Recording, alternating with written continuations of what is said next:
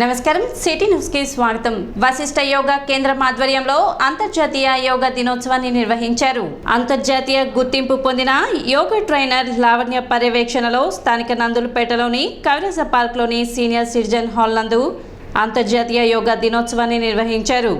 10వ అంతర్జాతీయ యోగా దినోత్సవాన్ని పురస్కరించుకొని ఉచిత యోగా శిక్షణ కార్యక్రమం నిర్వహిస్తున్నట్లు ట్రైనర్ లావణ్య తెలిపారు। కార్యక్రమంలో వివిధ పాఠశాలల విద్యార్థులు పాల్గొన్నారు।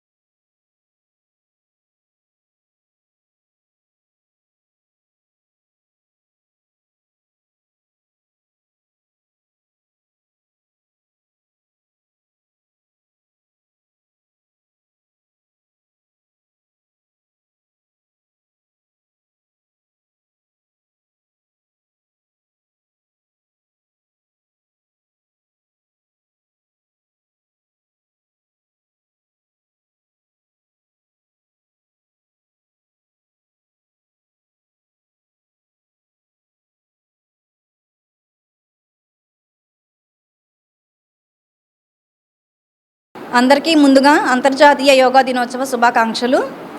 ఈరోజు మనం 10వ అంతర్జాతీయ యోగా దినోత్సవ వేడుకలను కవిరాజ పార్కు నందు ఉచిత యోగా శిక్షణ శిబిరం కింద నిర్వహించడం జరిగింది। యోగా అంటే ఏదో ఒక రోజు యోగా డే రోజు చేసి 4 ఆసనాస్ చేసేసి ఫొటోస్ తీయించుకోవటం కాదు। ప్రతిరోజు మనం డైలీ ప్రాక్టీస్ చేస్తూ ఉండటం వలన మనకి హెల్త్ బెనిఫిట్స్ చాలా ఉంటాయి। ఈ రోజుల్లో అందరూ కూడా వెల్త్ కోసం వెళ్తున్నారే కానీ హెల్త్ కోసం ఎవరూ చూసుకోవట్లేదు। Health is wealth. మనకి హెల్త్ బాగుంటేనే మనం వెల్త్ కోసం వెళ్ళగలము। వెల్త్ మనం మనీ అనేది ప్రతి ఒక్కరికి డెఫినెట్గా చాలా ఇంపార్టెంటే, కానీ మనకి వెల్త్ మనీ సంపాదించాలి అని అంటే హెల్త్ అనేది హెల్ప్ అవుతుంది। ఆరోగ్యమే మహాభాగ్యం। సో ప్రతి ఒక్కళ్ళు కూడా ప్రతినిత్యము యోగాని ప్రాక్టీస్ చేసి హెల్త్ని మంచి హెల్త్ బెనిఫిట్స్ పొందుతారని అనుకుంటున్నాను। ప్రస్తుత వాతావరణ పరిస్థితి దృష్ట్యా వెద పద్ధతి ద్వారా వరి విత్తనాలను ముందస్తుగా విత్తుకోవాలని మండల వ్యవసాయాధికారి ప్రేమ్ సాగర్ రైతులకు సూచించారు। ఆలస్యంగా వరి విత్తనాలను విత్తుకోవడం వలన పంట తుఫాన్ బారిన పడి నష్టపోయే అవకాశం ఉందని చెప్పారు। ఆర్బీకేల ద్వారా వరి విత్తనాలను రైతులకు సరఫరా చేస్తున్నట్లు తెలిపారు। అదేవిధంగా బయట ఎరువుల దుకాణాల్లో కూడా అందుబాటులో ఉన్నాయని చెప్పారు। విత్తనాలు కొనుగోలు చేసే రైతులు మొలక శాతాన్ని గమనించి కొనుగోలు చేసుకోవాలని మండల వ్యవసాయ శాఖ అధికారి ప్రేమ్ సాగర్ రైతులకు విజ్ఞప్తి చేశారు। వేద పద్ధతిలో వరిని త్వరగా విత్తుకోవాల్సిందిగా రైతు సోదరులను కోరుకుంటున్నాం। మేము ఇంతకుముందు దాదాపు 70 క్వింటాల దాకా జనుము జీలుగ పిల్ల పెసర విత్తనాలు రైతు భరోసా కేంద్రం ద్వారా సరఫరా చేసినాం। దాని ద్వారా తీసుకున్న రైతులు భూస్వరాన్ని పెంపొందించుకుంటారు। ఇంకా ఎవరైనా తీసుకోలేకపోయినా ఇప్పుడంటే అదును దాటికి పోయింది కాబట్టి మీరు ఈ భూసారాన్ని పెంపొందించుకునేందుకు ప్రత్యామ్నాయాలు పశువులను పేడ కానీ ఏదైనా వేసుకొని రైతు సోదరులు భూమిని సారవంతం చేసుకోవాల్సిందిగా కోరుతున్నాం। దాదాపు పోయినసారి 15,758 ఎకరాలు వరి పంట విత్తారు, ఈ క్రాప్ ద్వారా చేసుకున్నారు। తర్వాత ఈసారి కూడా రైతు సోదరులందరూ ఈ క్రాప్ చేసుకోవాల్సిందిగా కోరుతున్నాం। అదే విస్తీర్ణం వరి పండుతుంది। ఎక్కువ బీపీటీ 5204 రకాలు వరి విత్తుకోవాల్సిందిగా రైతులు వరి విత్తుకుంటున్నారు, మంచి దిగుబడి ఇస్తుంది। వరి విత్తనాలు కూడా ప్యాడీ 5204 దరిదాపు 150 క్వింటాల దాకా రైతు భరోసా కేంద్రాల ద్వారా మేము సరఫరా చేస్తాం। మిగతా రైతులందరూ మన తెనాలిలో బయట దొరుకుతున్నాయి కాబట్టి రైతు సోదరులు చూసుకొని త్వరగా విత్తుకోవాల్సిందిగా కోరుతున్నాం। తెనాలి వ్యవసాయ సబ్ డివిజన్ పరిధిలో రైతులు సాగుకు సమాయత్తం అవుతున్నట్లు ఏడీఏ ఉషారాణి తెలిపారు। దుగ్గిరాల, కొల్లిపర, తెనాలి 3 మండలాల ఫీల్డ్ ఆఫీసర్తో జిల్లా అధికార యంత్రాంగం సాగు సమేత కార్యక్రమాన్ని ప్రారంభించినట్లు ఆమె తెలిపారు. ఇప్పటికే 3 మండలాలకు సంబంధించి జనుము, జిలుగు, పిల్లి పెసర విత్తనాలు 140 క్వింటాలు రైతులకు అందించినట్లు తెలిపారు. వీటిని సాగు చేయడం ద్వారా భూమి సారవంతం అవుతుందని ఆమె చెప్పారు.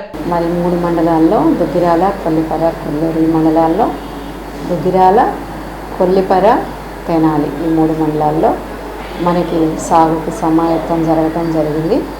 అలాగే మొన్న మనకి 3 మండలాల మరి ఫీల్డ్ స్టాఫ్ తోటి ఒక రివ్యూ మీటింగ్ కూడా మన గౌరవ డిస్ట్రిక్ట్ అగ్రికల్చరల్ ఆఫీసర్ గారి ఆధ్వర్యంలో ఈ యొక్క సాగుకు సమాయత్తం కార్యక్రమాన్ని కూడా మనం ప్రారంభించుకోవటం జరిగింది.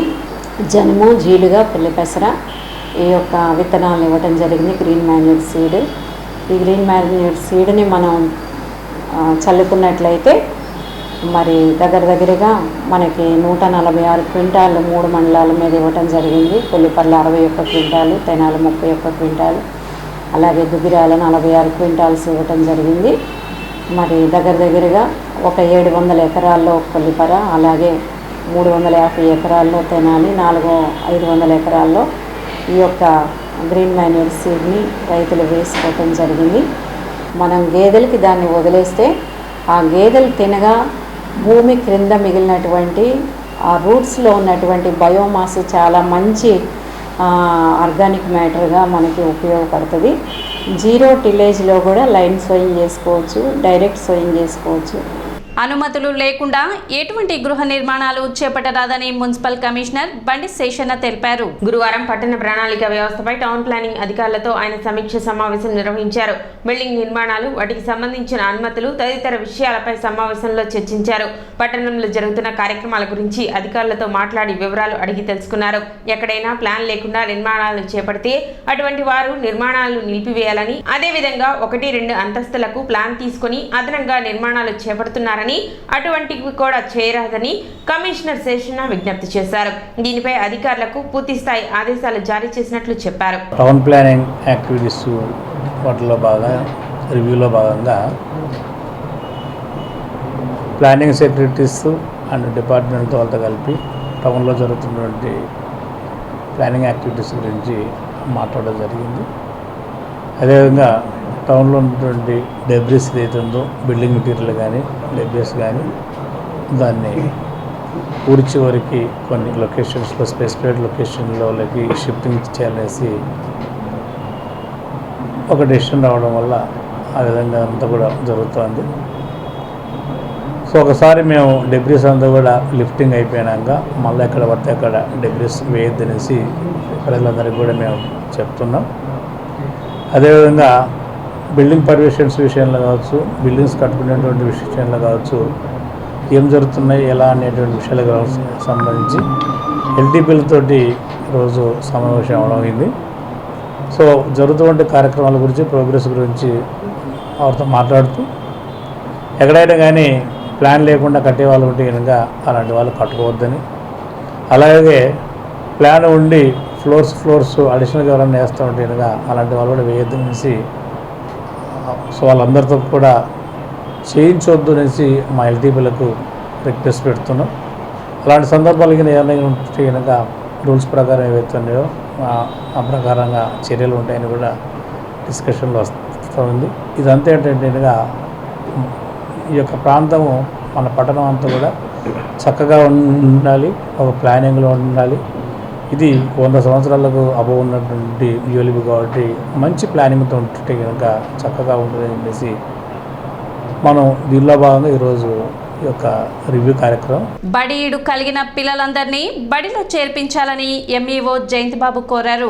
నేను బడికి పోతా డ్రైవ్లో భాగంగా 2వ రోజు MEO V Jayanthibabu, Munshi Mastan municipal elementary school ఉపాధ్యాయులు, సిఆర్ఎంటి శ్రీదేవి కలిసి ఇస్లాంపేట హిందూ ముస్లిం రోడ్లో ప్రతి ఇంటికి తిరుగుతూ నేను బడికి పోతా అనే క్యాంపెయిన్ గురించి తల్లిదండ్రులకు అవగాహన కల్పించారు.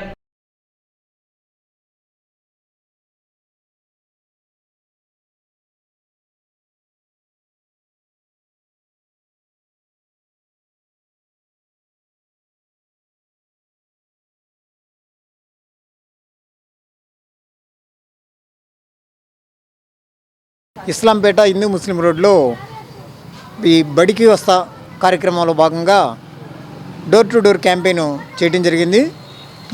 ఈ ఏరియాలో ఉన్నటువంటి ప్రతి ఇంటికి వెళ్ళి వాళ్ళ పిల్లలు ఏ స్కూల్లో చేరుతున్నారు కనుక్కుని ప్రభుత్వ పాఠశాలలో కల్పించే సౌకర్యాలని వారికి వివరించి అందరినీ ప్రభుత్వ పాఠశాలలో చేర్చాల్సిందిగా కోరడం జరిగింది. ఒక 3 పేరెంట్స్ వారి పిల్లల్ని ఈ పెరుగు మార్కెట్ మున్సిపల్ ఉర్దూ స్కూల్లో చేర్చడానికి అంగీకరించారు. వారందరికీ స్పాట్ అడ్మిషన్ ఇవ్వడం జరిగింది. అదేవిధంగా మళ్ళీ రేపు కూడా ఈ ఏరియాలో ఇంకేదైనా హౌస్ని లెఫ్ట్ ఓవర్ చేస్తే దాన్ని కూడా కవర్ చేసేసి మొత్తం మ్యాక్సిమం ప్రభుత్వ పాఠశాలలో విద్యార్థులందరూ చేరే విధంగా కృషి చేస్తాం. అక్కడున్న టీచర్లు ఏ విధంగా టీచ్ చేస్తున్నారు, ప్రభుత్వ పాఠశాలలో ఏ సౌకర్యాలు ఉన్నాయి అనేది చాలామంది ఏరియాలో మాకే చెప్పారు. ఎందుకంటే అది పోలింగ్ కేంద్రం కాబట్టి ఓటేయటానికి వెళ్ళి చూసి ఉన్న బెంచెస్ కానీ toilet facilities, drinking water, electricity, ఫ్యాన్లు ఇవన్నీ కూడా ప్రభుత్వ పాఠశాలలో ప్రైవేటు పాఠశాలల కన్నా బాగా మెయింటైన్ చేస్తున్నారు. మా పిల్లల్ని పంపిస్తామని చెప్పడం జరిగింది. సిటీ న్యూస్ ఇంతటితో సమాప్తం. నమస్కారం.